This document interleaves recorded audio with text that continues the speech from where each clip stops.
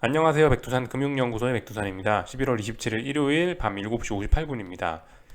내일 아침에 녹화 안 하려고 지금 미리 녹화하는 거예요. 그래서 내일 아침 영상 없을 거고 내일 저녁에 뵙도록 하겠습니다.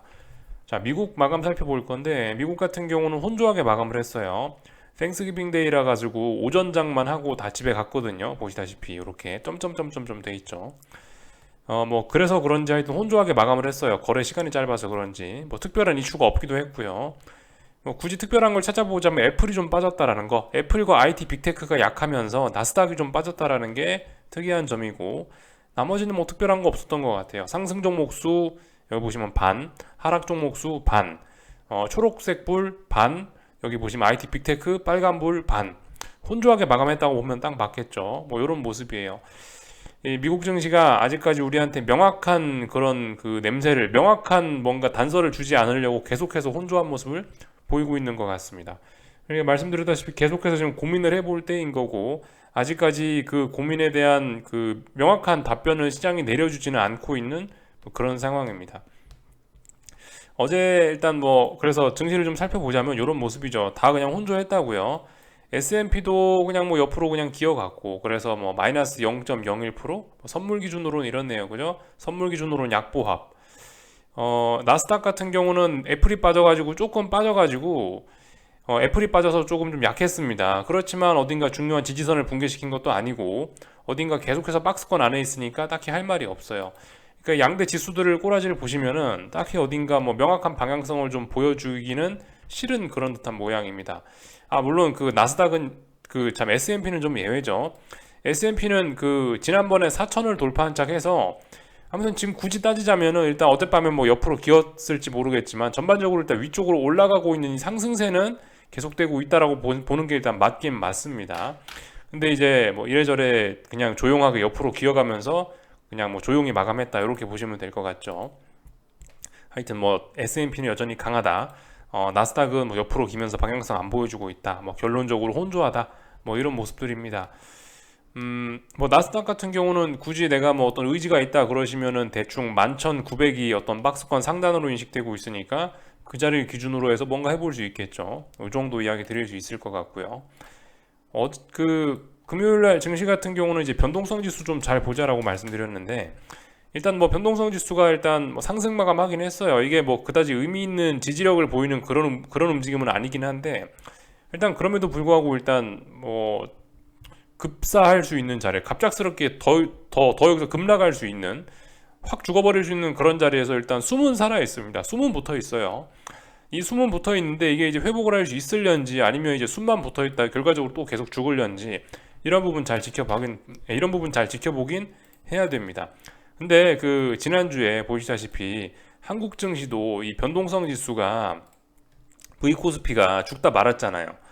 V코스피가 급락하고 나서 보시다시피 이렇게 0.7% 상승 마감을 했죠. 얘도 숨만 붙어 있는 겁니다. 근데 이제 빅스 지수 같은 경우도 물론 어제 미국장이 땡스기빙 데이라 반만 오후엔 집에 갔기 때문에 큰 의미가 없는지 몰라도 일단 이 빅스 지수 같은 경우에도 그 와중에 이렇게 보시다시피 숨은 붙여놓는 모습이 보였단 말이죠. 아직까지 이것만 갖고 어떤 결론을 내릴 수는 없어요. 그렇지만 이런 부분을 정말 잘 봐야 됩니다.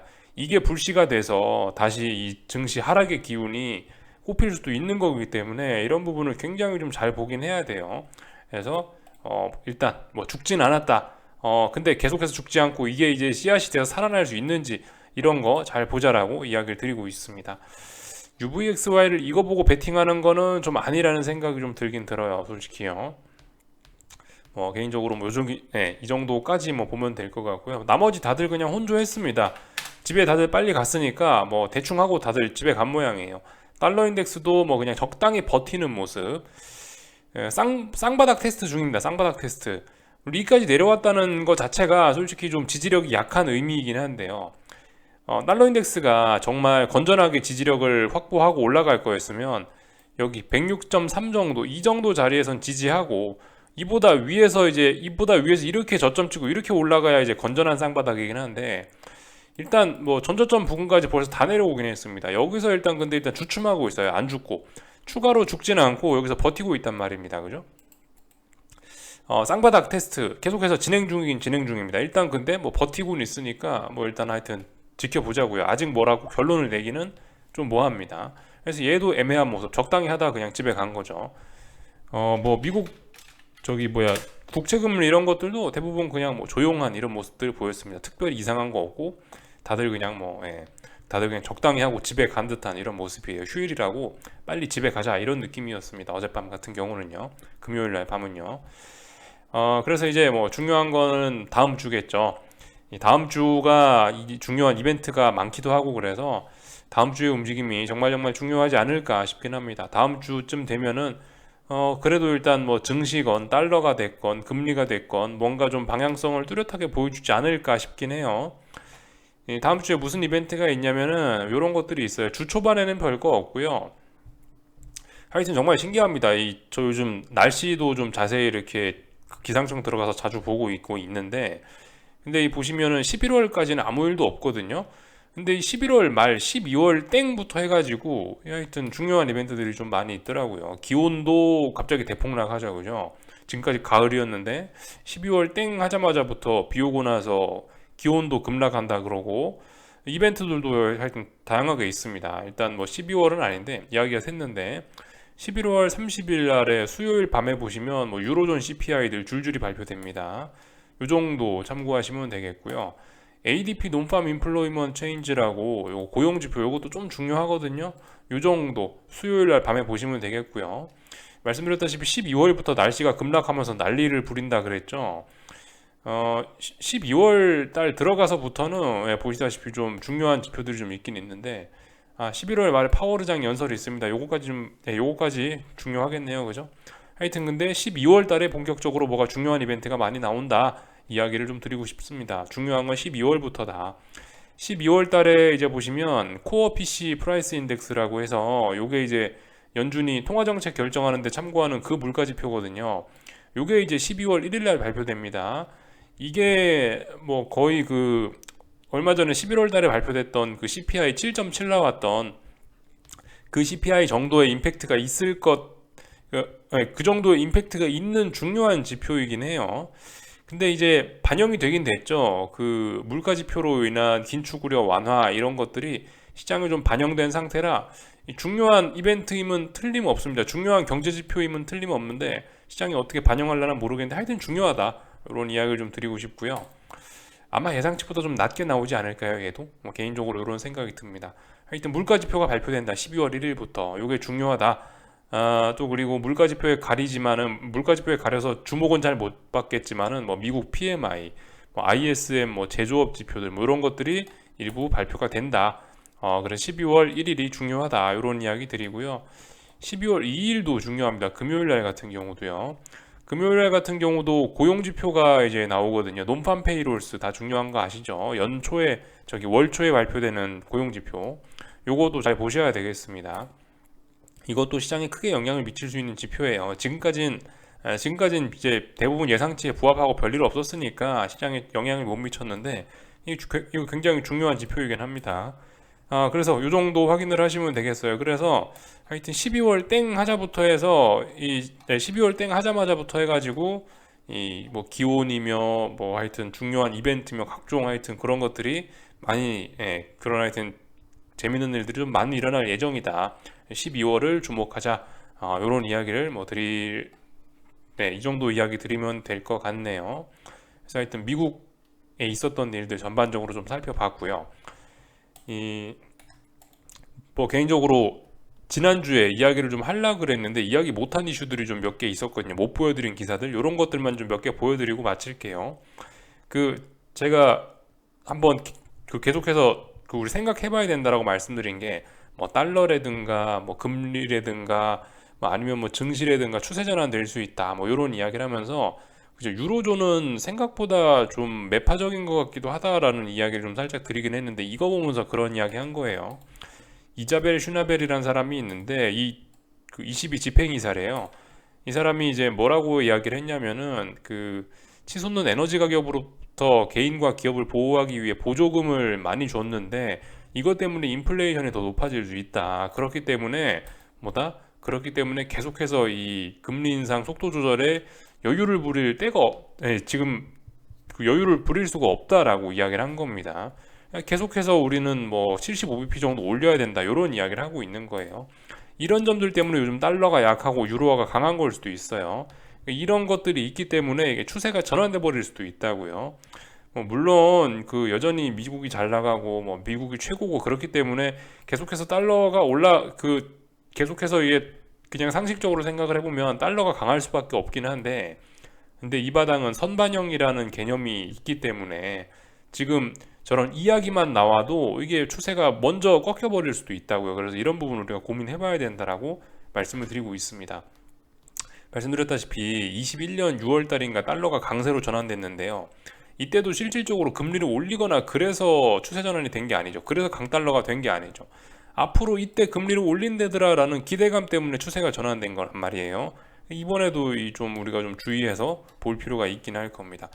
유로존 같은 경우 물론 이건 굉장히 매파적인 사람 이야기일 수 있고 비둘기파도 분명히 있긴 있는데요.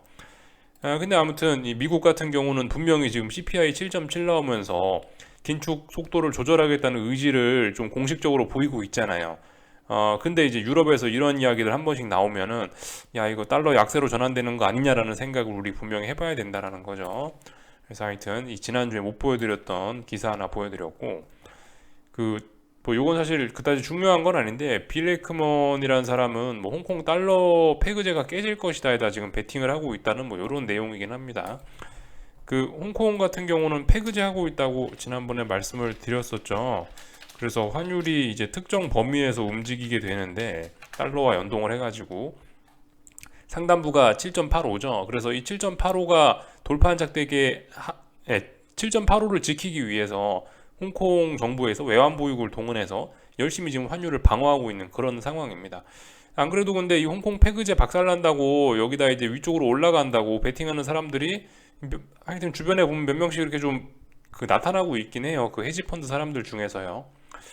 근데 일단 뭐 개인적으로 지난번에 말씀드렸다시피 근데 외환보유고로 이걸 그 환율을 방어를 하고 있는 건데, 생각보다 근데 홍콩이 외환보유고를 굉장히 좀 많이 가지고 있어갖고 저는 일단은 뭐 개인적으로는 잘 모르겠다, 공개가 될지 안 될지 잘 모르겠다라고 일단 이야기는 뭐 드리고 있었습니다.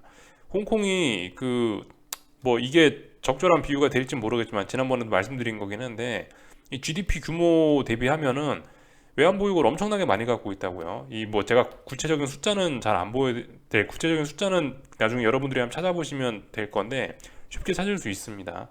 근데 아무튼 이게 홍콩이라는 나라가 한국보다 GDP는 한참 작거든요. 근데 한국보다 뭐 외환보유고가 어마어마하게 많아요. 물론 이게 한국하고 비교 이렇게 뭐 그렇게 해갖고 이게 깨진다 안 깨진다, 뭐 외환보유고가 충분하다 안 충분하다 이런 거를 단적으로 이렇게 이야기할 수는 없긴 한데, 아무튼 외환보유고 규모가 장난이 아니더라고요. 겁나게 많이 갖고 있더라고요. 그래서 야 그래도 아직까지는 좀 버틸 수 있지 않겠냐 싶긴 합니다. 그래서 아마 지금 빌 에크먼인가 이 사람이 지금 이런 인터뷰를 한 이유는 아마 여기 어디서 이제 본인이 이제 요렇게 위쪽으로 올라가는 데다 베팅을 했으니까 아마 그랬겠죠, 그죠? 예. 하여튼 뭐 요런 소식들이 보이고 있다라는 거. 참 그 와중에 지금 중국에서는 뭐 시위가 나고 있다고 합니다. 그래서 하여튼 뭔가 중국의 전염병 봉쇄로 인한 그런 문제가 굉장히 좀 심각한 것으로 보여져요. 지금 경제적 문제뿐만이 아니고 그게 이제 정치적 문제로까지 지금 이어질랑 말랑 하는 것 같죠. 뭐 앞으로 어떻게 된다라고 제가 말씀은 못 드리겠는데 뭐 그런 이슈들 우리가 좀 주목은 하고 있어야 될 것 같습니다. 그래서 뭐 여기 정도까지 뭐 이야기를 하면 될 것 같고요. 하여튼 그죠? 이 한국 증시 같은 경우는 또 같은 관점으로 보시면 돼요. 이 변동성 지수들 이제 겨우 숨은 붙여놨는데 이게 숨만 붙어 있으면 안 되죠. 이게 살아날 수 있을지 이제 다음 주에 그거 관점으로 보시면 되고요. 그리고 이제 코스피 같은 경우 여기 이런데 쌍고점 만들어내는지 이런 여부들 지켜보시면 되겠고요. 풋옵션이 살아나는지 여부. 풋옵션 지금 이제 풋옵션을 보면서 뭐라 그랬죠 제가? 코스피가 폭락할 수 있는 그런 씨앗이 자라고 있다라고 말씀드렸는데 씨앗이 지난번에 한번 짓밟혔거든요. 아무튼 지금 다시 싹이 조그만하게 지금 피어나긴 했어요. 이 싹이 더 커져서 줄기가 커지고 잎사귀가 자라나고 꽃을 피울 수 있을지 한번 이런 것들 다음 주에 좀 지켜보시면 될 것 같습니다. 콜옵션은 개인적으로 앞으로 뭐 지수가 오른다 해도 얘는 죽을 것 같고요. 뭐 이 정도 관점으로 보시면 될 것 같죠. 삼성전자도 뭐 쌍고점 나오나 이런 거 보시면 될 것 같고, LG에너지솔루션 59만 원 뭐 이런 것들 못 넘어가면 계속 반등시 매도 전략 요 정도 이야기 해드리면 될 것 같습니다. 여기까지 하겠습니다. 궁금한 거 리플 남겨주시고요. 또 내일 월요일 날 저녁에 뵙도록 하겠습니다. 여기서 마치겠습니다.